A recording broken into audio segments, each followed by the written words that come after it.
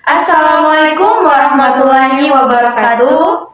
Perkenalkan, nama saya Zulfiana Dan saya Agustina Espenggengo. Di sini kita berdua akan sharing-sharing seputar berbicara di depan umum atau public speaking. Nah, yang pertama, menurut kamu apa sih tentang public speaking itu? Nah, kalau menurut saya pribadi sih, public speaking itu merupakan suatu keahlian dari setiap orang. Tetapi keahlian itu kita harus perlu latih dengan diri kita sendiri dulu. Meskipun banyak orang di luar sana yang sudah berani tampil di depan umum, tetapi ketika kita tidak memiliki teknik public speaking yang benar, maka kita pasti berbicaranya itu pasti terulang-ulang atau muter-muter gak jelas. Jadi para audiens itu akan merasa bosan dan membuat perhatian mereka itu tertuju pada yang lain, tetapi tidak pada kita, pada diri kita sendiri. Wah, ternyata public speaking itu begitu ya? Ya, betul sekali. Oke. Kalau sudah selesai, saya akan melanjutkan pertanyaan kedua saya. Ya, baik. Teknik public speaking yang kamu tahu itu apa sih? Teknik public speaking yang saya ketahui itu yang pertama, kita harus percaya diri dulu. Nah, kunci pertama kita tampil itu yang intinya percaya diri dulu.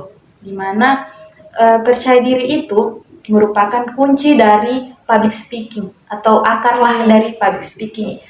Ketika kita sudah percaya diri dan membuat diri kita itu yakin kita bisa, maka apa saja yang kita sampaikan bisa tersampaikan dengan benar dan lancar. Kemudian ada juga teknik vokal, di mana ada intonasinya itu kalau kita bercerita, kemudian kalau kita berceritanya itu pelan, tidak juga terlalu pelan, tidak juga terlalu Lambat. Nah, kita harus sesuailah dengan sesuai dengan yang ingin kita sampaikan, agar audiens itu bisa mengerti apa yang kita bawakan atau yang kita ceritakan, yang kita sampaikan. Kemudian ada juga artikulasi.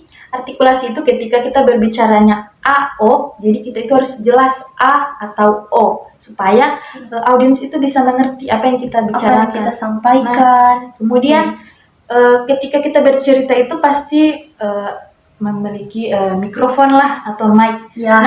Ketika kita bercerita menggunakan mikrofon atau mic, mikrofonnya itu harus tidak juga terlalu dekat, tidak juga terlalu jauh. Karena para audiens itu ketika kita berbicara menggunakan mikrofon itu terlalu dekat, pasti akan membuat audiens itu merasa telinga mereka sakit lah karena gangguan. Tidak juga terlalu jauh, karena ketika mikrofon itu terlalu jauh pasti suara kita tidak jelas, tidak terdengar. Ya, betul Bagus sekali.